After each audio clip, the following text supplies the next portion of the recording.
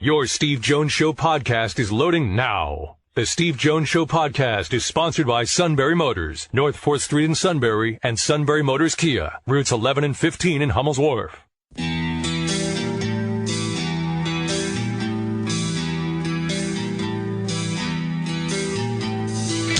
Sports talk where your voice counts. This is the Steve Jones Show on News Radio 1070 WKOK. Now from the Sunbury Motors studio, here's Steve Jones. Sunbury Motors, 4th Street in Sunbury. Sunbury Motors, routes 11 and 15, Hummel's Wharf, and I'm at sunburymotors.com. Ford, Kia, Hyundai, best in new inventory. Great pre-owned inventory with the Sunbury Motors guarantee. And a fabulous service department that backs it all up. At Sunbury Motors, 4th Street in Sunbury, Sunbury Motors Kia, routes 11 and 15, Hummel's Wharf, and online at sunburymotors.com. Matt is out today, so I don't know who we have with us today. It's a surprise.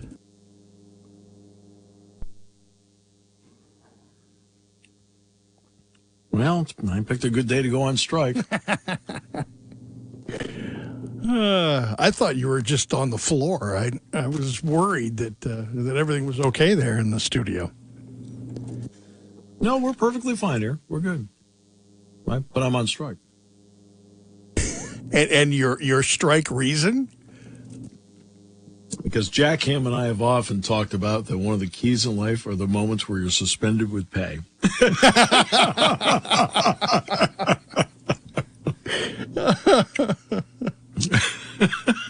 Never quite understood that theory, but yeah, I get that. I understand where you're coming from there. We are suspended with pay. Really? Wow. That's on the surface, while it sounds bad, it's not that bad. All right. So let's at least start out with the big story that everybody's waiting on, and that is what's going to happen with Micah Shrewsbury. Okay? First of all, I'm not going to sit here and pretend I have any inside information what's going on, because guess what? I'm not going to say to him, hey, what's going on? I'm not going to ask the assistant coaches, hey, what do you know? I'm not going to ask the staff, hey, what do you know? Look, okay, that's not A, how I operate, and B, it's not right. Let him make the decision as to what he wants to do, and then we'll go from there. Just be patient. He'll make a decision as to what he wants to do. Has Penn State done what it needs to do? They've made him a significant offer. Now we just sit there and wait. Okay. That's not the answer you want. That's not the answer. You know, it was the same thing with James Franklin, when this has come up with James. I'll be sitting there doing all of this stuff with him. I mean, do you think I look over at him and say, hey, so, I mean, what's the deal? I'm sorry, when you're in my position, you don't do that. If they want to volunteer something to you in confidence, it is between you and them. All right? And, you know, it's... and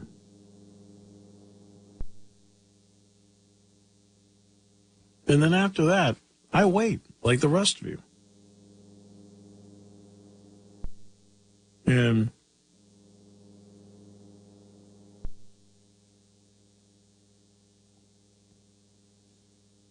so that's what I'm doing. I'm just like the rest of you. I'm just waiting. Because again, I've felt this through my entire career. If somebody wants to tell me something, and believe me, I get told a lot of things over time. That's why I always laugh when I hear, he doesn't have any sources. It's like, sure. You never talked to Gene Smith at Ohio State? You mean the guy I talked to last week? Oh, yeah. Oh, yeah, you're right.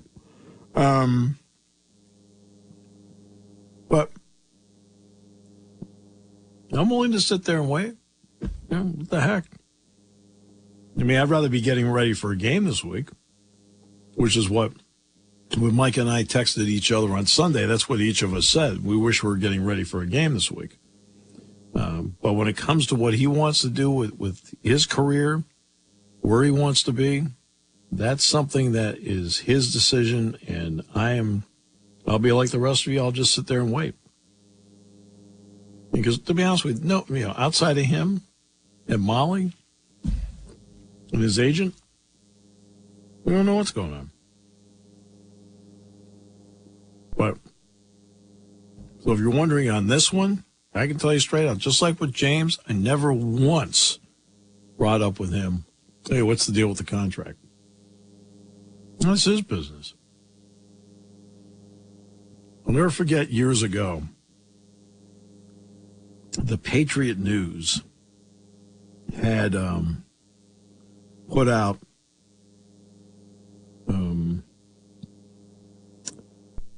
they'd gone to court because they wanted to get the salary structure at Penn State.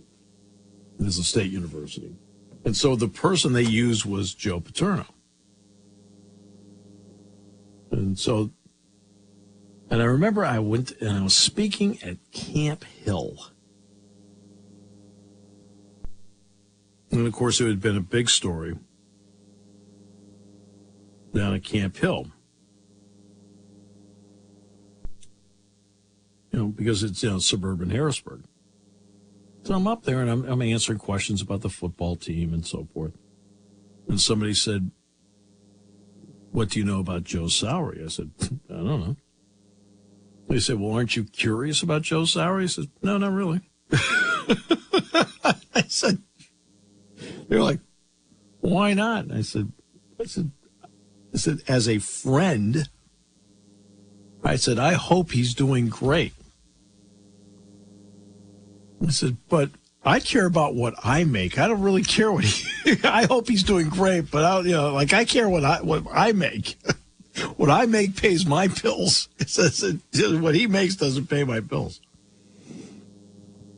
It's not the answer people want, but as the suit knows, I rarely give the answer that people want. No comment. Drives you nuts, doesn't it? You know what? Over the years, I have matured to the point where I understand it.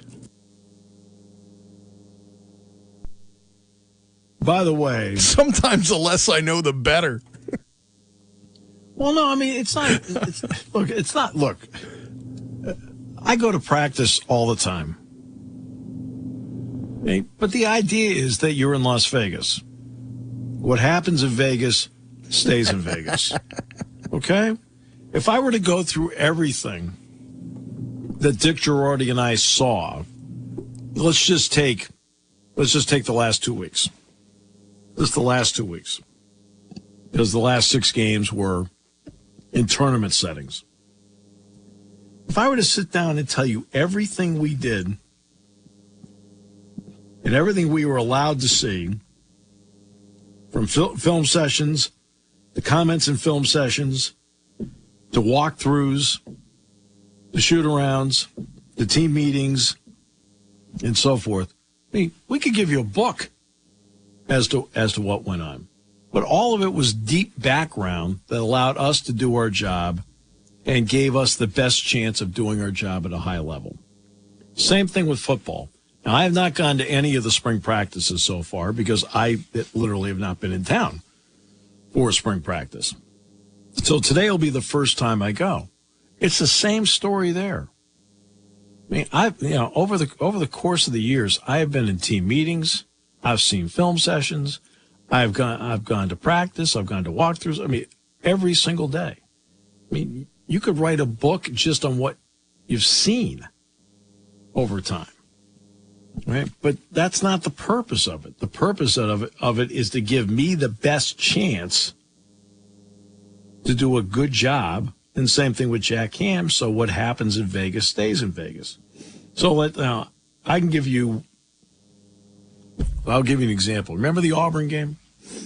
Penn State goes down to Auburn, and one of the big moments in the game is Penn State's driving. It's coming toward us because we're in the corner of the end zone. And Keandre Lambert-Smith on a throwback hit Sean Clifford with a pass. Okay. Now, do you know how many times I saw that in practice? I can't even begin to tell you the number of times I saw it in practice.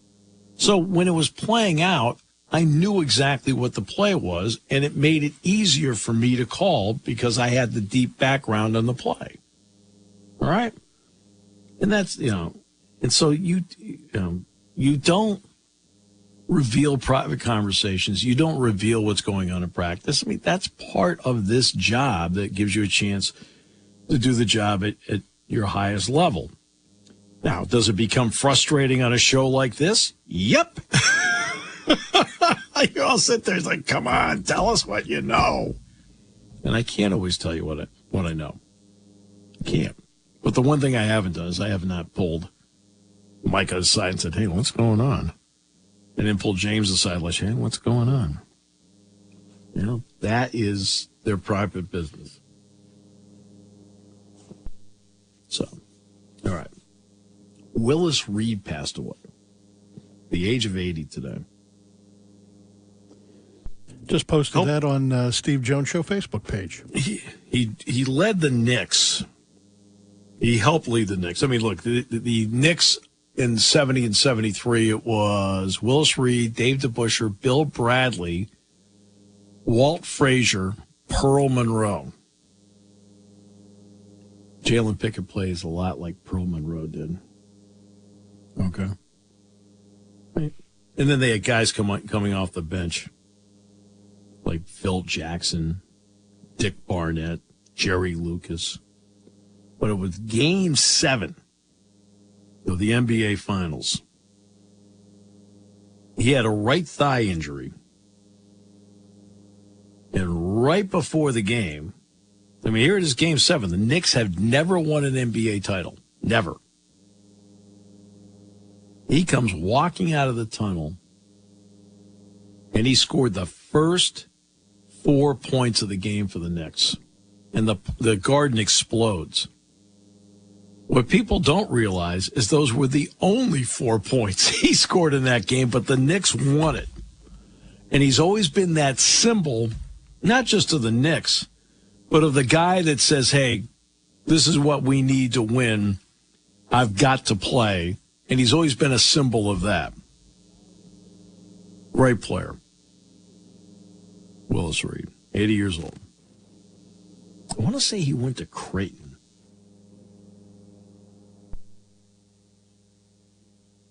But yeah, Willis Reed. We have Neal Coolong on the show today. And then we have Ramblings from the Suit. That's a segment that everybody's waiting for. Well, I wouldn't build it up too much. If I don't, who will?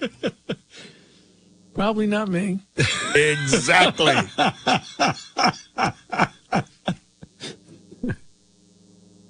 Okay, now, everybody always hears and they go, oh, it's okay. Go ahead. Tell them. You can tell everybody what kind of buddies we are.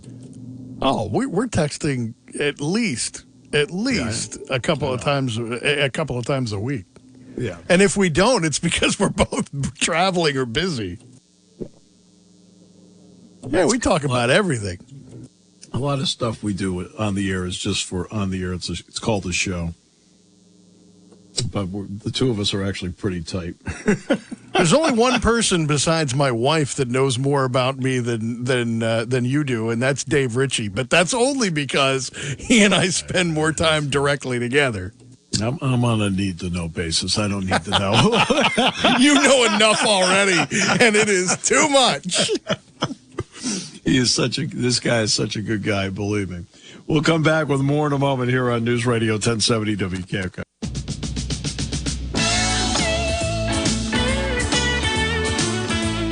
And Jack, 19,500 fans here in New York City have yet to see Willis Reed at this hour of the evening. That is very critical. We heard Red Holzman say he expected him to start. We just had an announcement from the press row that Willis has just received 200 cc of cortisone. Now, I've had cortisone myself, and I think we see Willis coming out. Here he comes right now. 6 feet 10 from Grambling.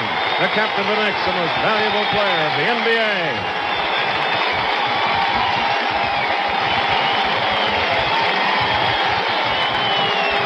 It's a standing ovation at the new Madison Square Garden.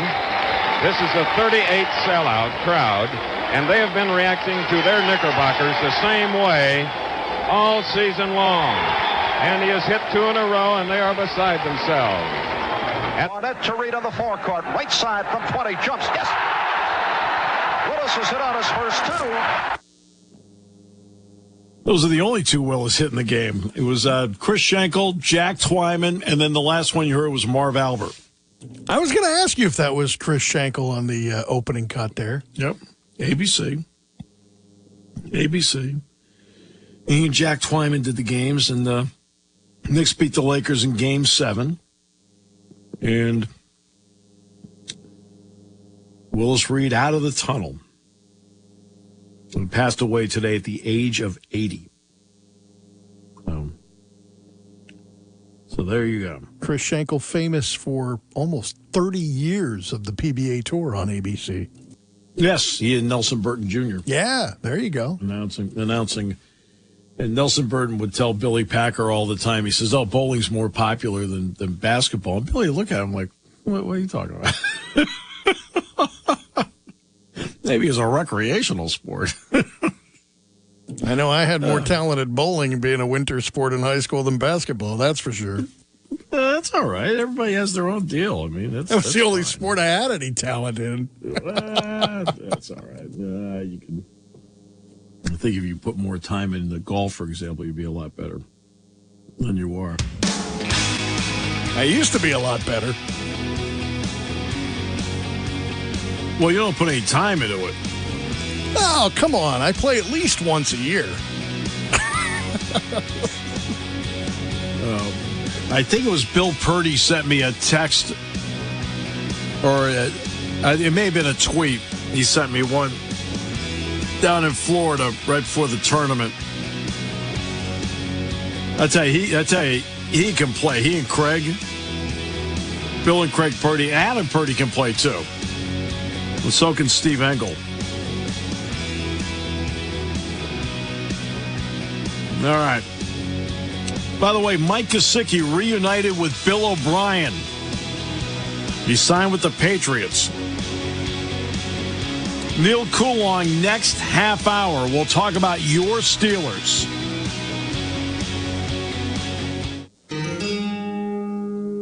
There's something to be said about a sale with a handshake, a service technician who really knows what he's doing. They can explain it in English what the problem is. There's nothing better than having that friend you could trust in the area. That's Sunbury Motors, where you get selection, knowledgeable salespeople, and prices that fit your budget, and more important, that friend you can trust. Welcome to Sunbury Motors, Kia, Ford, and Hyundai. You could shop other dealers and compare prices, but at Sunbury Motors, you get their lowest price promise. They research the current used vehicle market and guarantee their used car prices are the lowest. If you find a lower price, Sunbury Motors will beat it. 3 dealers all in one.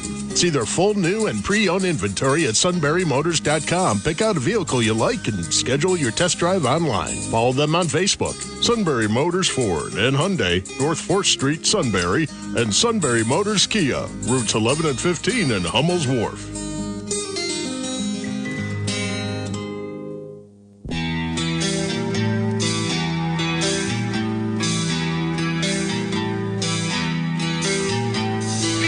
Sports talk where your voice counts. This is the Steve Jones Show on News Radio 1070 WKOK. Now from the Sunbury Motors Studio, here's Steve Jones. Today's show brought to you by Sunbury Motors, 4th Street in Sunbury, Sunbury Motors Kia, routes 11 and 15, Hummel's Wharf, and online at sunburymotors.com. Ford, Kia, Hyundai, the best in new inventory, great pre-owned inventory with the Sunbury Motors guarantee, and a fabulous service department that backs it all up for the life of the vehicle. All at Sunbury Motors, 4th Street in Sunbury.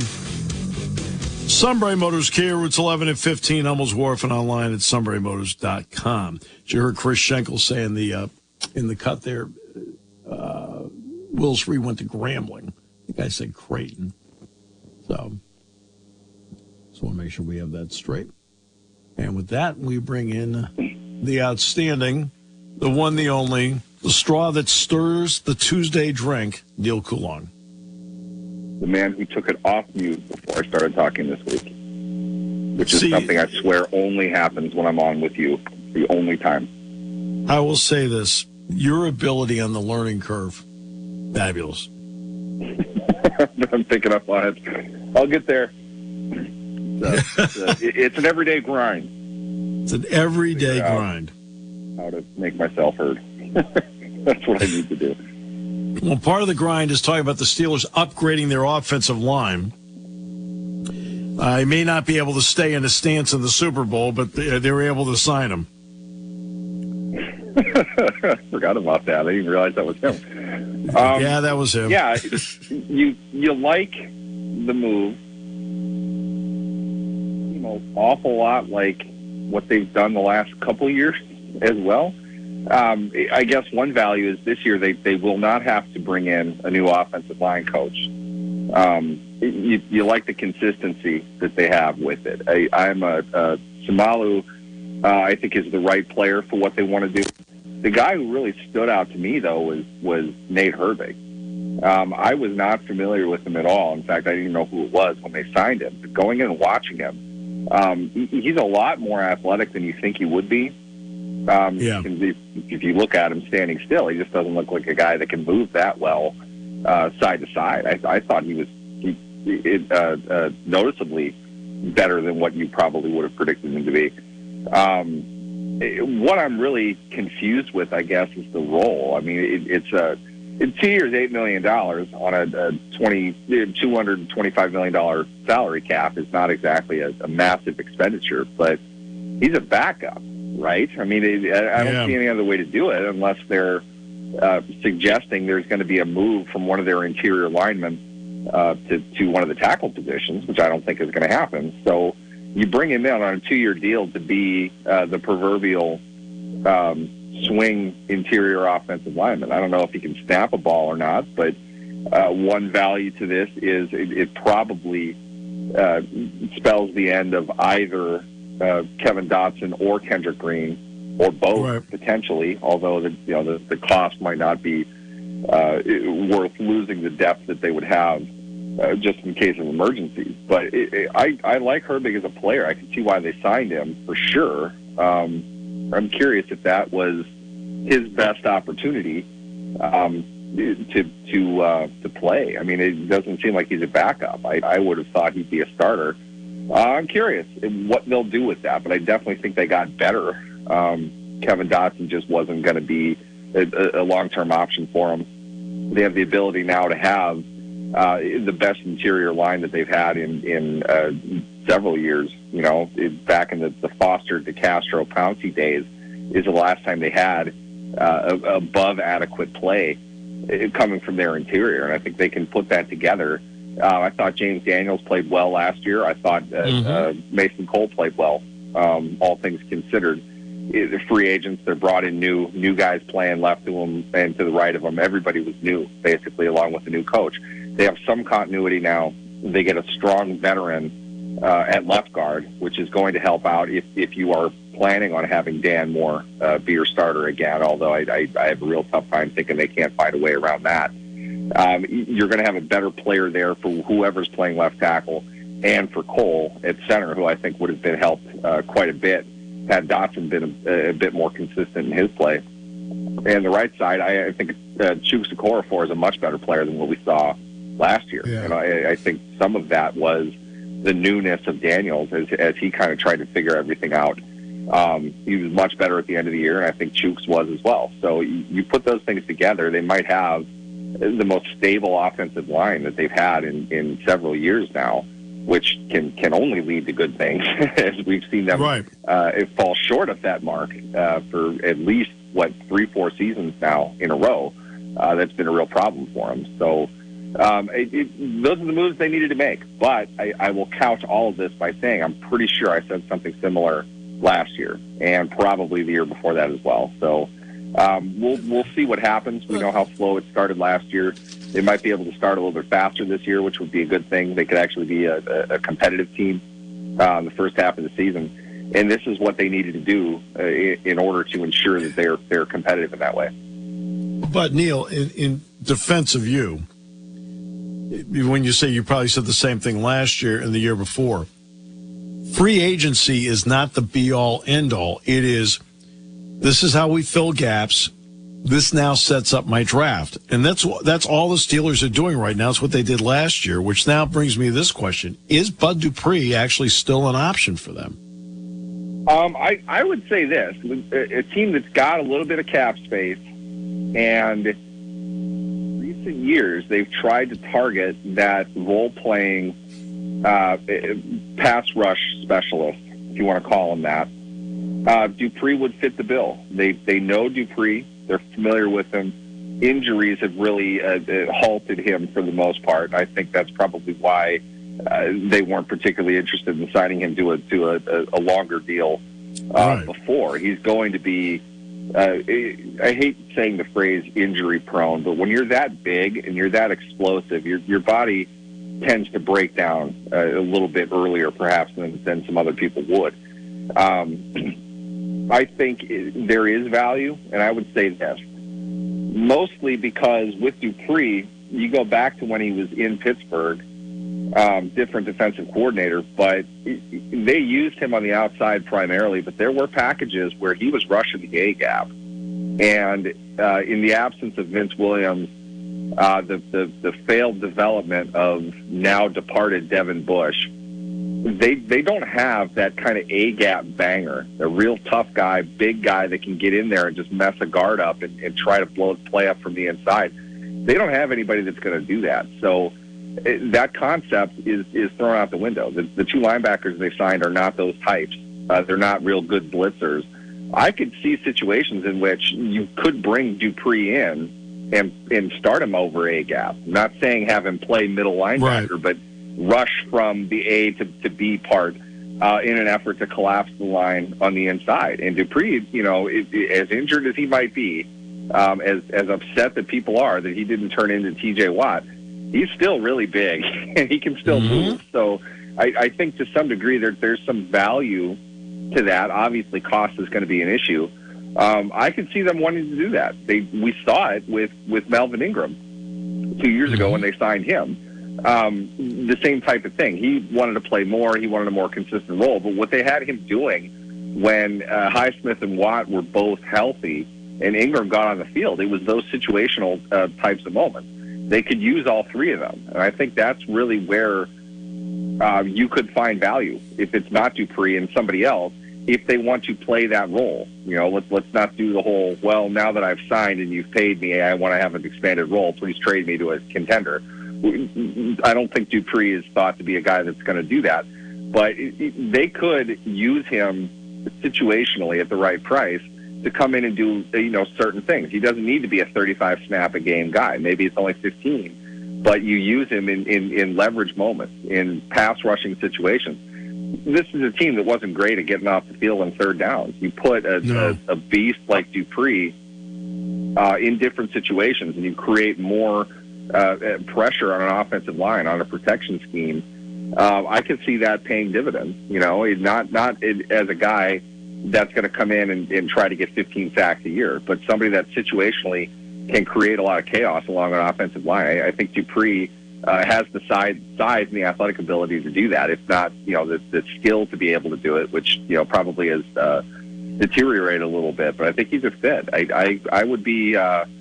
I would imagine they would have a conversation with him if they haven't already. I don't know what it's going to lead to, but I could see them wanting a player like him to add to the defense if they can find that before the draft. Now you start turning the attention to the draft. I think there's no doubt in my mind somewhere in the draft they will select an offensive lineman. And I also strongly feel somewhere in the draft, and it could be day 1, 2, 3, it doesn't matter, they're going to pick a receiver. What do you think of those two options? It's funny because you ask most Steelers fans about that, they get huffy when you bring up the idea of a receiver, and it's like, I don't know what depth you think the Steelers have among the receivers, but well, who's this team's slot receiver? I mean, who is this team's slot receiver?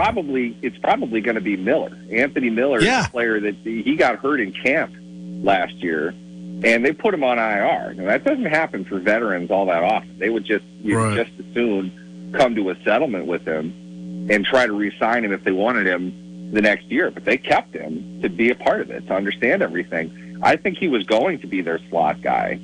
That's what kind of led to a quiet part of the Claypool trade was really, well, we have our slot guy for next year anyway.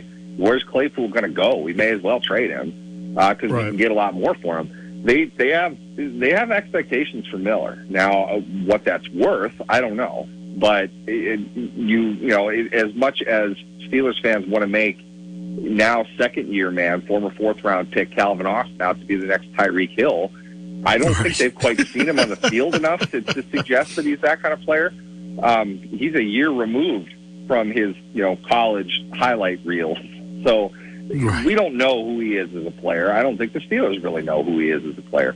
You're not sure.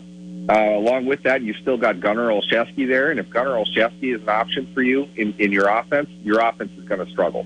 It's as simple as that. I don't know if they have enough talent. You've heard me raving for almost a year now on how good George Pickens is and how crazy it was that he fell as far as he did. He's not an NFL receiver yet. He's got work that he needs to do, and that's not because he's lazy or anything like that. It's just that he didn't play much in Georgia. He was out early for obvious reasons. He's an incredible talent. He fell partially due to the injury. If you want to get into it, maybe there are some people who thought there kind of some character concern. No issue that he had is physical. But as Mike Tomlin would say, it's not that he's raw, it's that he's inexperienced. He needs reps. He needs more snaps. He needs to get in the game to become who he's going to be. That didn't happen overnight. He's not a guy that's going to get 160 targets this year. The one guy who is Deontay Johnson. Deontay Johnson's coming off by far his worst season. A really poor season for him. The standard for himself that he's set, he can do a lot better. I'm sure the team knows that. I think anybody objectively watching him throughout his career knows he can do better. I feel that he'll do that, but the bottom line is with him, his contract is upside down. There's going to be a massive gap between his salary and his cap hit going into the third year of his kind of just get into camp deal that he signed last year. I'm not sure what way that will go, but it seems more than likely he's headed to be released more than he is extended. So this is, in some way of thinking, this could be his last year with the team. So they don't really have depth. They have a bunch of question marks. We'll see what happens, but they're not going to have any. They're not going to have any evaluation period between now and the draft to see where they are with the receivers.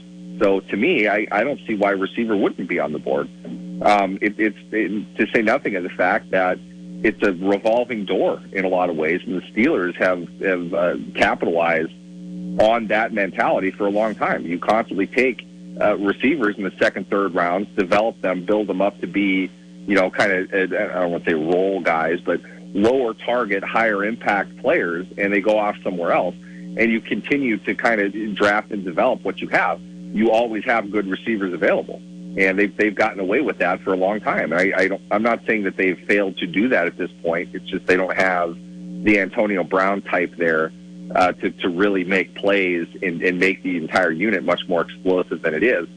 They need probably to find somebody like that because you don't know what you have. To do that, though, they'd be really young at the position. I'm not sure how much they really want to do that. But, it needs to be a young offense. Your quarterback is very young. Your halfback is young. You brought in a bunch of new offensive linemen. And to your other part of the question, I don't think there's a way in the world they don't draft an offensive tackle with one of their first three picks. I don't see a scenario in which they would not do that. They have every reason to do that. So that's another young key player on your offense. May as well get them all young build him up, and let him kind of grow, and it creates a new foundation of the team together. All right, inside linebacker. Cole Holcomb, to his credit, has outperformed at every level of his football career. He was a walk-on at North Carolina. He was a fifth-round pick, played well with Washington. Now he's a Steeler. What can he do with that inside linebacker spot that can help the team? Oh, it's so hard not to make a Devin Bush joke here. I know. I just find it hilarious that they gave him a 3-year, $18 million deal. He was a fifth-round pick, former walk-on, like you said. In the draft, the Steelers gave up significant capital to get arguably the bottom fifth of the NFL in terms of his position in that time. And you've got Holcomb, on the other hand, who's done nothing but ascend at every level that he's been at. And now he's finally getting his payoff. He's finally the guy. And that story, I think, is so compelling. The biggest thing I've heard about him, and I like him as a player, the biggest thing I've heard about him is teammates love him. They absolutely idolize him in the locker room. They didn't want to see him go. But everybody is super excited that he's going to get paid because, like you said, this is a guy that came up from nowhere a couple times, and he's still in the league. And he's the one that's getting paid. You know, I don't know what Seattle gave Devin Bush on a one-year deal, but I'll bet it's not $6 million. Call it a hunch. But the Steelers invested in a high-character leader type of guy. And, you know, no pot shots here at Bush, but let's be honest, that's not the type of player that they saw over the last 4 years in Pittsburgh. He'd be there now if he was like that. So I think in a lot of ways, from a chemistry perspective, from a chemistry in general, but you get the physical nature that he has, along with the ability to play within the structure that they have, which is what he did well. Not an outstanding player, but he's a decent one. He can play well with what they're going to ask him to do. You're going to make players around you better. And in many ways, I think Devin Bush took stuff off the table. You know, it's not even that he didn't bring anything to the table. It's in many cases, he made bad situations worse. And Holcomb's not that at all. Holcomb is a guy that rises above what he has, what he's been given. And I think that's a huge benefit to a defense that's been sorely lacking in terms of playmaking, in terms of leadership, in terms of passion out of the inside linebacker positions for at least the last 2 years. Sir, always a pleasure and always a plethora of information. Definitely. Thanks for having me, guys. Appreciate it. Neal Coolong joining us on the show today. And it's good that you're here. You're such a big Steeler fan. I'm sure you got a lot out of that. Actually, the last segment, I don't think I had anything that I didn't 100% agree with when it comes to Holcomb. I think it's a great situation there. Oh, no, I think he helps. I'm excited. Look, I am really excited about that. That's why, as Neal said, he says, we'll dispense with the Devin Bush jokes here. but he's also right. They need something at receiver. Oh, no, they do. I mean, something at receiver. I mean, they have to. I mean, they have no choice. It's like, you've got a young quarterback there. You got to give him something to work with out there. All right. We'll take a break. Come back. More in a moment as we continue here on News Radio 1070 WKOK.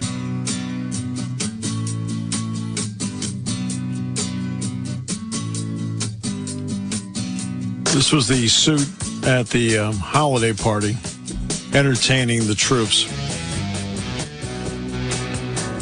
I thought it was really one of your better performances. Yeah, well, you know, I've played guitar since I was about 4. Maybe someday it'll actually sound like something. I mean, really, at the holiday party, I was kind of blown away. No, that wasn't the holiday party? I don't think so. No. I also wasn't at the holiday party this year. That's also true. I'm trying to remember, where the heck was I? Was it on a Thursday night? Maybe I had a show. No, I think you had I think it was a Sunday, but I think you had a game. I had a game. I think you were coming back from a late game or something or you were headed out to a game, one of the two. Something, yeah. There was a game involved. Yeah, I had a game, so that's why I was on a show this morning. And so, you take questions, and one of the questions I was asked was, what am I going to do now? I said, I've got a talk show on Thursday night. I got football practice tonight. I said, I'm actually the backup for if Penn State were to make the Frozen Four. I'm actually the backup because Brian would actually do Westwood 1. And then I got the blue-white game on the 15th. I've got a speaking engagement in Hilton Head. I'm going to go to Knoebels. Big Ten announcers golf outing I'm going to do. And I know I've got something from Scranton, but I haven't bothered calling the guy back yet today. And then baseball. Oh, yeah.